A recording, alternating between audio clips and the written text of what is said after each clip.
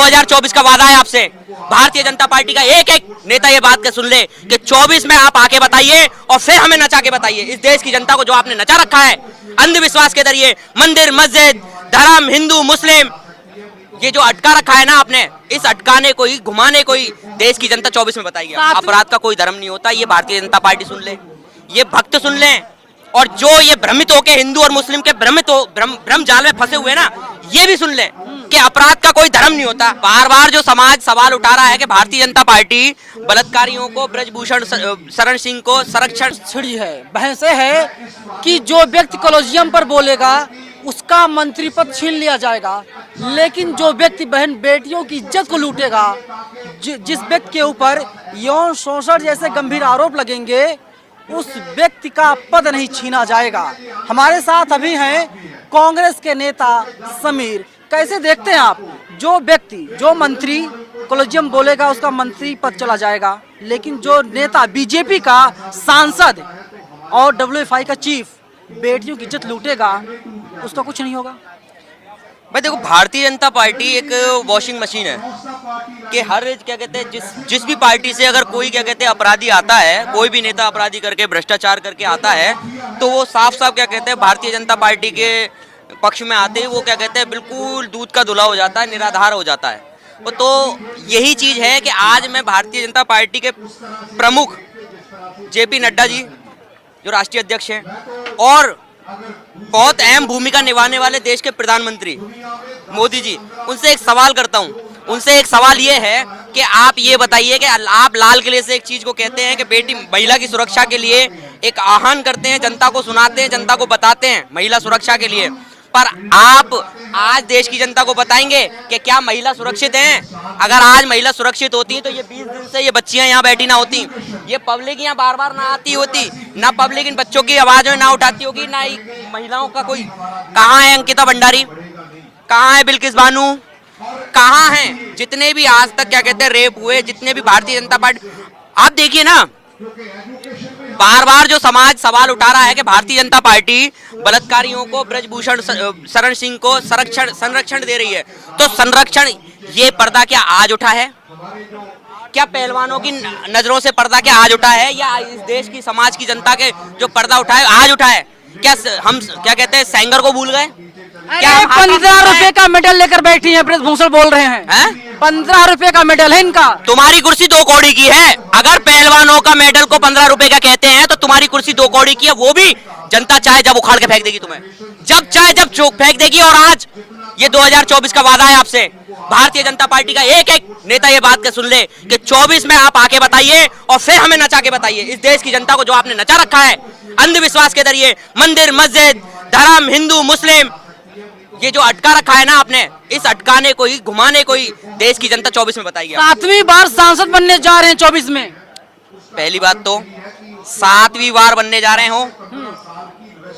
ये क्राइम का कितने दिन तक वक्त, एक अपराध का वक्त कब तक रहता है? कहते हैं ना कि बकरे की माँ कब तक खैर बनाती है। अरे आपकी तरह मुसलमान थोड़ी ना है भाई, मिट्टी मिल जाएंगे। यार आप लेके मीडिया वाले एक चीज इस चीज को क्यों सोचते हो कि मुसलमान हिंदू दलित धर्म जातियों में देश के मुद्दों को क्यों भटकाते हो? मुझे ये बताइए, ये बेटियां देश की बेटी नहीं है, या इन्होंने देश की बेटियों ने इन्होंने नाम मैं कह रहा हूँ देश की बेटियां हैं, हिंदू बेटियां हैं, रोशन नहीं किया। इन बेटियों ने देश का नाम रोशन नहीं किया। आज जितने भी पहलवान उनके साथ बैठे देश का नाम रोशन नहीं किया। जिनके मेडल को 15 रुपए का मेडल कहते हैं, वो क्या कर रहे हैं? वो उनसे सवाल कीजिए, ये मीडिया सवाल करे कि वो क्या कर रहे हैं। वो बलात्कार पे बलात्कार कर रहे हैं, वो अपराध पे अपराध कर रहे हैं। इतना क्यों तरफदारी कर रहे हैं? 15 रुपए का मेडल लेकर बैठी हुई है यहाँ पर और उसको वापस करने की बात कर रही हैं। ब्रजभूषण जी ऐसा करें कि जितनी भी इज्जत इन्होंने नाम आपको और आपके देश को, आपकी जनता को और आपके क्या कहते हैं प्रधानमंत्री को इन बच्चियों ने कमा के दिया, और जितना क्या कहते हैं आपका नाम रोशन किया ना, वो वापस दीजिए और मेडल ले जाइए। और ये पहलवान बच्चियां आपसे पहले भी कह चुकी हैं, इस देश को, भारतीय जनता पार्टी को और सरकार को, ये अपने मेडल और अपने पुरस्कार वापस करने को राजी भी है। ब्रजभूषण चैलेंज कर रहे, अगर हिम्मत है विनेश फोगाट और जितने भी लोग बैठे हुए हैं, ये लोग पैसे वापस करें, 15 रुपए का मेडल वापस ना करें। ऐसा है ना कि चैलेंज तो उन्होंने FIR का भी किया था, चैलेंज उन्होंने कहा था कि मोदी जी कहेंगे और क्या कहते हैं नड्डा जी कहेंगे, अमित शाह जी कहेंगे मैं इस्तीफा दे दूंगा। तो ये सबसे बड़ा प्राधिकरण ये है कि सोचने वाली बात है कि इस्तीफा कौन नहीं लेना चाह रहा, बचाव कौन कर रहा है, संरक्षण कौन दे रहा है। जब वो शख्स इस चीज को कह रहा है, मैं सांसद नहीं कहूंगा, मैं उसके पद की गरिमा नहीं रखूंगा, क्योंकि उसने अपने पद की गरिमा खुद नहीं रखी, अपने पद की गरिमा उसने खुद नहीं रखी। अरे निर्दोष भाई हो, तौबा, आपने करवा लिया क्या? उन्होंने कह दिया। जैसे इन्होंने कहा कि सेक्सुअल हैरेसमेंट का मामला है, वैसे उन्होंने कहा निर्दोष है। किसकी बात को माना जाए? पहलवान बच्चियों पे, पहलवान बच्ची या बच्चे जो भी बैठे हुए हैं, एक भी मुकदमा है इनके ऊपर? एक भी मुकदमा है? एक अपराधी कह रहा है क्या ये झूठ बोल रहे हैं? वो शुरू से क्या कहते हैं अपराधी रहा है। वो 7-7, 8-8 मुकदमे हैं उस पे, 38 मुकदमे, 40 और 2 मुकदमे यहाँ होने के बाद 40 मुकदमे पूरे हो जाते हैं। और उसके बाद में वो कहता है उनसे वो झूठ बोल रहे हैं। वो नेता कौन जिसके पास मुकदमे ना हो, जिसके ऊपर मुकदमे नेता वही होता है जो ना जनता को कुछ देता ना लेता। नेता तो वही होता है। नेता शब्द उसी के लिए आता है, ना तो जनता को देता ना जनता से लेता। ब्रजभूषण कह रहे हैं लोग 24 की तैयारी कर रहे हैं, 24 में चुनाव लड़ेंगे कांग्रेस की टिकट पे। कौन? विनेश फोगाट, बजरंग पुनिया, साक्षी मलिक। बात हो गई ब्रजभूषण की, बात हो गई क्या? कांग्रेस के शीर्ष नेतृत्व से बात हो गई या किसने इंफॉर्मेशन दी?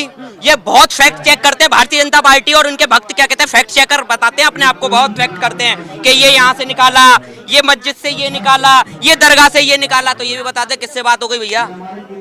कौन से फैक्ट से बोल रहे हैं, किस तथ्य के तौर पे बोल रहे हैं, किस बुनियाद पे कह रहे हैं? वो दिक्कत हो रही है आपसे, आप टोपी वाले जैसे लोग यहाँ पर आकर के आंदोलन को हाईजैक कर लिए हैं। मुझसे तो दिक्कत इनको भारतीय जनता पार्टी को जब से सरकार बनी है तब से ही है, मेरे से तो दिक्कत तब से ही है।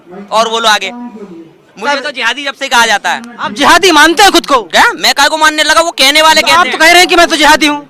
मैं काय को कह रहा हूँ? मैंने कहा कि मुझे तो जिहादी बहुत पहले से बोला जाता है, जब से भारतीय जनता पार्टी की सरकार आई है। आतंकवादी बोला जाता, देशद्रोही बोला जाता, टुकड़े टुकड़े गैंग बोला जाता, मानते हैं आप? एक भी मैं कह रहा हूँ कि मैं अपने समाज का, अपने धर्म का पक्ष नहीं रख रहा हूँ। मैं सिर्फ ये कहता हूँ कि अगर कोई भी कानून प्रक्रिया या कोई लोकतंत्र या क्या कहते हैं कोई भी इंसान ये बता दे कि अपराध का ये धर्म होता है, मैं उसी धर्म से कह दूंगा कि भाई मैं इस धर्म का हूँ। अपराध का कोई धर्म नहीं होता। ये भारतीय जनता पार्टी सुन ले, ये भक्त सुन ले, और जो ये भ्रमित होके हिंदू और मुस्लिम के भ्रम जाल में फंसे हुए ना, ये भी सुन ले कि अपराध का कोई धर्म नहीं होता। कि जिस आज क्या कहते हैं, आज रोज की रोज खबर आ रही है, उत्तर प्रदेश से आती है, गुजरात से आती है, देश के हर एक कोने से आती है कि आज वहां उस बच्ची का बलात्कार हो गया। क्या हिंदू बलात्कार नहीं करता? हिंदू बच्ची का क्या वो अपराधी नहीं है? अब उसका क्या आकलन करोगे आप धर्म से? उसका आकलन कैसे करोगे? जब और अभी एक खबर आई, मामा ने भांजी का रेप कर दिया, बलात्कार किया मामा ने। और मामा की उपाधि दोनों धर्मों में ऐसी दी जाती है कि 2 बार मामा लगता है। उसकी तो मां से बड़ी उपाधि है, तो वो भी तो हिंदू है। और नाम क्या है? तिवारी जी। सोचने वाली बात है ना। नाम है, नेम है, सरनेम। हाँ, सरनेम है तिवारी जी। तो क्या कहेंगे वो हिंदुत्ववादी संगठन? क्या कहेंगे इस बात पे कि वो दूध के दूल्हे हैं? इसीलिए कहते हैं कि भैया हाथ का सच्चा लंगोट का पक्का रहियो, जिंदगी में धोखा नहीं खाएगा। बहुत डरे हुए लग रहे हैं आप लोग, मतलब अपनी गलती मानेंगे नहीं। हिंदू क्या कर रहा है? अरे आप अपने घर को संभालिए, अपने धर्म को संभालिए, अपनी जात को संभालिए। आप हिंदू देख रहे हैं। मैं क्यों देखने लगा? अरे मैं क्यों देखने लगा? वो झांक झांक के मस्जिदों में तो हमारी में देख रहे हैं। अब्दुल क्या कर रहा है, रहीम क्या कर रहा है, उसकी बात कीजिए ना। मस्जिदों में झांक झांक के तो वो देख रहे हैं, हम थोड़ी देख रहे हैं मंदिरों में झांक झांक के मंदिरों में कौन से तत्व छुपे हुए हैं या क्या कहते हैं, क्या ये मंदिर पहले मस्जिद था या क्या था? मस्जिदों में घुस घुस के तो वो देख रहे हैं, मस्जिदों में झंडे वो लगा रहे हैं। मस्जिदों और क्या कहते हैं मुस्लिम बच्चों को, और जो झगड़े हो रहे हैं वो खुद कर रहे हैं। आगे बोलिए। योगी जी की सरकार उत्तर प्रदेश में राम राज्य है, खुशियां मनाइए सर, सब बेहतर हो रहा है। सबसे बड़ी बात तो इस देश की बड़ी ये विडंबना है कि राम के नाम को इन्होंने इतना यूज में लिया, इतना यूज में लेके आज ये सोचिए, यहाँ जितने भी हिंदू भाई बहन खड़े हैं, ये महिलाएं खड़ी हुई हैं, क्या राम की छवि को ये आज जो ये प्रेजेंट कर रहे हैं जनता के आगे, क्या राम की छवि यही है? क्या राम की छवि यही है? कोई बता पाएगा मुझे? यहाँ हिंदू भाई खड़ा हुआ, पर कोई भी शरारत नहीं सिखाता। आज जिस प्रकार की भारतीय जनता पार्टी और इनके संगठनों ने जो शरारतें कर रखी है ना, वो कोई शरारत नहीं सिखाता। कहीं भी नहीं लिखा हुआ, ना कुरान में लिखा हुआ, ना रामायण में लिखा हुआ, ना गीता में लिखा हुआ, ना बाइबल में लिखा हुआ, ना बजरंग दल का नारा लगता है, ना हनुमान चालीसा में लिखा हुआ है। ये आंदोलन कब तक चलेगा? हैं? कब तक चलेगा? जब तक इन बच्चियों को न्याय नहीं मिलेगा। एक बाबा नए नए आए हैं, उनका नाम है धीरेन्द्र शास्त्री, सबका पर्चा निकालते हैं। चले जाइए वहां पर, एक बार पूछिए आंदोलन कब तक चलेगा। अरे उन्हीं से आप पूछ लीजिए मैं जिहादी हूँ क्या? बड़ी भविष्यवाणी करते हैं, उन्हीं से पूछ लीजिए कि मैं जिहादी हूँ क्या, मेरे ऊपर कितने आरोप हैं, ये पूछिए। मुझ पे तो, क्योंकि मैं एक देश का आम नागरिक हूँ, मुझ पे तो वो गलत चिट्ठी बना के कर देंगे, पर वो उनसे ये भी पूछिएगा ब्रजभूषण पे कितने आरोप हैं, बोलती बंद हो जाएगी। तो बता ही देंगे, बता देंगे, बोलती बंद हो जाएगी। मैं क्या कह रहा हूँ, भारतीय जनता पार्टी के किसी भी नेता का नाम लेके और उसके आरोप पूछिए धीरेन्द्र शास्त्री को, अगर बोलती बंद ना हो जाए स्टेज पे तो हमसे कह दीजिएगा। ये मैं कह रहा हूँ, बार बार ये कहता हूँ कि अगर इनको तथ्य से जवाब नहीं दिया गया, ये देश को भ्रमित करेंगे और आने वाले वक्त में देश में वो होगा जो देश की जनता ने कभी देखा ना होगा। आप लोग यहाँ पर आते हैं, मीडिया को बाइट देते हैं, चले जाते हैं मलाई खा के। मलाई? आप कितनी मलाई देते हो मुझे? अरे इंटरव्यू में आपके मीडिया में दे रहा हूँ, आप ये बताइए पहले आप कितनी मलाई देते हैं? मैं तो कवर करने आता हूँ, लेकिन आप लोग यहाँ पर आप लोग आते हैं, चले प्रियंका गांधी आई, सचिन पायलट आए, सब लोग आते चले जाते हैं। सुनो, वो पहलवान है और यहाँ जितनी भी जनता है कि जितनी बार भी आए हो ना, इन बच्चों का पानी तक नहीं पिया मैंने, इन बच्चों तक का पानी तक नहीं पिया मैंने। क्यों? कि मेरे भाई यहाँ कैसे इंतजाम हो रहे हैं, मैं पड़ोस का ही हूँ, मैं दिल्ली का हूँ, यहाँ बाहर से लोग जो आ रहे हैं समर्थन देने, उनके लिए व्यवस्था की गई है, समझ गए? अच्छा, जो आंदोलन हो रहा है, बच्चे कह रहे, जो पहलवान है कह रहे हैं कि राजनीति नहीं होनी चाहिए और तमाम राजनीतिक पार्टियों के नेता आ रहे हैं, तो क्या लगता है कि जो 24 चुनाव होने जा रहा है, कोई फर्क पड़ेगा इससे? भाई देखो, एक चीज बताऊं, पीड़ित के जो दर्द पे राजनीति करने का काम भारतीय जनता पार्टी का है। 24 में क्या एजेंडा रह गया उनके पास? क्या सिर्फ यही? भाई उन्होंने देखो देश के क्या कहते हैं व्यापारी वर्ग को नहीं छोड़ा, देश के किसान वर्ग को नहीं छोड़ा, देश के मजदूर वर्ग को नहीं छोड़ा, किसान और देश की महिलाओं को नहीं छोड़ा, देश के बच्चों को नहीं छोड़ा। तो भाई क्या भविष्य इस देश का जानते हो आप? जब देश के युवा को रोजगार के लिए भटकना पड़ता है, देश के युवा को एग्जाम के लिए भटकना पड़ता है, जब उसका पेपर लीक हो जाता है, देश के युवा को फिर नौकरी के लिए भटकना पड़ता है, तो इस देश का आगे भविष्य आप क्या सोचते हैं? मोदी है तो मुमकिन है, मोदी है तो ये भी मुमकिन है, ये भी कहो, मोदी है तो ये भी मुमकिन है, मोदी है तो पीड़ितों के साथ में उत्पीड़न होना भी मुमकिन है, ये भी बताइए ना आप। मोदी है तो भैया इस देश में उन्माद है, मोदी है तो इस देश में भ्रष्टाचार है, मोदी है तो सबका साथ सबका विकास है, मोदी है तो इस देश में बेरोजगार है, सब है। मोदी है तो सबका साथ सबका विकास सबका विश्वास है। भैया वो सबका साथ सबका विकास एक जुमला था, ये अमित शाह खुद कह चुके हैं। 15 लाख भी जुमला था, नोटबंदी भी जुमला था, और देश की जनता भी जान रही है कि लगते हैं बीजेपी के, जैसे लाल किले से, मतलब आप कांग्रेस में रह करके भाजपा की नीतियों पर इतना जानते हैं, लगता है फैन है आप। भैया इनकी नीतियों को तो जानना पड़ता है ना, ये किस नीति पे राजनीति करते हैं। लाल किले से महिला सुरक्षा की बात करते हैं, और आज देश की बेटियां बैठी हुई है, देख लो घर है। बहन बबीता फोगाट नहीं आई, सबसे बड़ा इनाम उन्हीं को मिला है भारतीय जनता पार्टी से। तो क्या इनाम के लिए कोई अपने बहन को छोड़ देगा? आप ये कहना चाह रहे हैं? भाई सबका साथ सबका विकास यही तो है, देखने को नहीं मिल रहा आपको कि अपने छूट गए। मोदी है तो मुमकिन है, आज अपने लोगों का, अपने परिवार का दर्द बांटने इतना क्या कहते हैं लोभ या कुछ भी मान लीजिए, वो उनके दिल में आ गया कि अपने परिवार का दर्द बांटने के लिए बबीता फोगाट यहाँ नहीं है, कि हमारे सिर्फ बाइट दे देना, मैं कह रहा हूँ बाइट दे देना बड़ी बात नहीं है। वही बताएंगे कि मेरे संगठन ने बिल्किस बानो पे यहाँ प्रोटेस्ट किया था, और शायद यहाँ पे कोई सोशल होगा जो यूट्यूबर होगा, उसने भी कहा होगा, नहीं तो मैं आपको अपने उसमें फोटो दिखा देता हूँ। जंतर मंतर पे ही यही समीर बिल्किस के लिए भी खड़ा था, आज संगीता और क्या कहते हैं साक्षी के लिए भी खड़ा है, और उसी जंतर मंतर पे अंकिता भंडारी के लिए खड़ा था। इस देश की एक एक बेटी के लिए खड़ा रहेगा। उससे ना राजनीतिक पार्टी से संबंध है समीर का, ना उस वक्त किसी सिर्फ इंसानियत और अपने देश की बेटियां। बस मैं इन बातों को भूल गया कि जो इन बच्चियों ने बिल्कुल क्या कहते हैं शाहीन बाग के टाइम पे जो आज लोग इनको ट्रोल कर रहे हैं मेरे समुदाय से कि हाँ वहाँ बिरयानी मिल रही है और 500 में ये महिलाएं पहुंच रही है, वो ट्वीट किया था। पर उन चीजों को हम भूल के यहाँ क्यों खड़े हैं कि वो भी बच्चियां थी और ये भी बच्चियां हैं। मोदी जी की जिद है देश को आगे बढ़ाने की। यार बेरोजगारी, महंगाई किस पायदान पे है हम? बजरंग बली पर बात कीजिए, महंगाई बेरोजगारी मुद्दा नहीं है हमारे देश में, ये राम मंदिर मुद्दा है।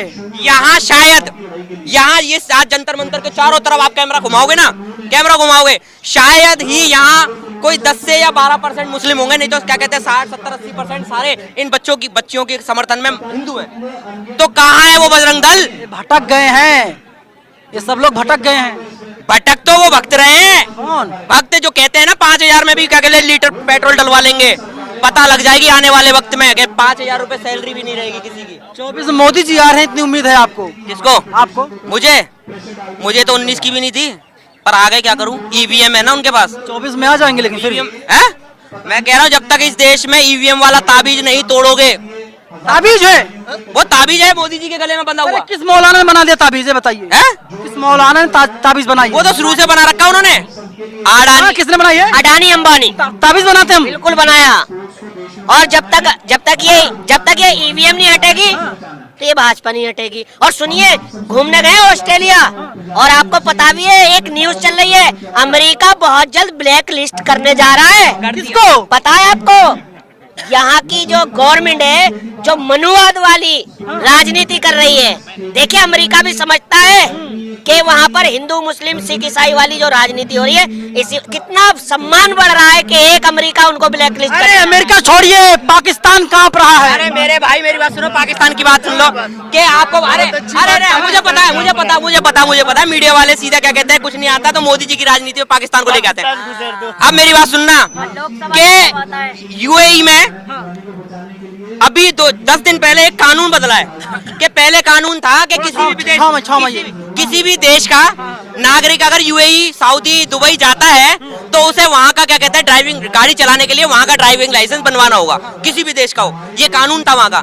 अभी 10 दिन पहले उन्होंने कानून बदला है और ये कहा है आप किसी भी देश के हो, उसी के क्या कहते हैं देश के ड्राइविंग लाइसेंस से आप दुबई में, सऊदी में गाड़ी ड्राइव कर सकते हो, ड्राइविंग कर सकते हैं।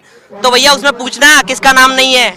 हिंदुस्तान और पाकिस्तान का नाम नहीं है। 45 देशों में लिस्ट में कहाँ है? कहाँ है मोदी जी आपकी विदेश नीति? कहाँ है आपकी विदेश नीति? गलत बोल रहे हैं, बोलिए। नहीं रहता हूँ। हिंदुस्तान और पाकिस्तान का नाम नहीं है, मैं आपको बता देता हूँ। बताइए सर, गलत बोल रहे हैं। अगर यूएई में आप डीएल लेना चाहते हैं और अगर आपके पास इंडियन ड्राइविंग लाइसेंस है तो उसमें आपको ड्राइविंग टेस्टिंग में आपको छूट दी जाएगी। यानी 1-2 बार आप फेल भी हो गए तो आपको प्रायोरिटी दी जाएगी अगर आपके पास इंडियन लाइसेंस है तो।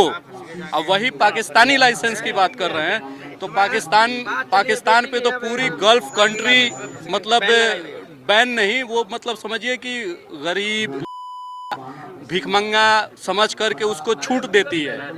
ठीक है, गल्फ कंट्री के किसी भी बैंक से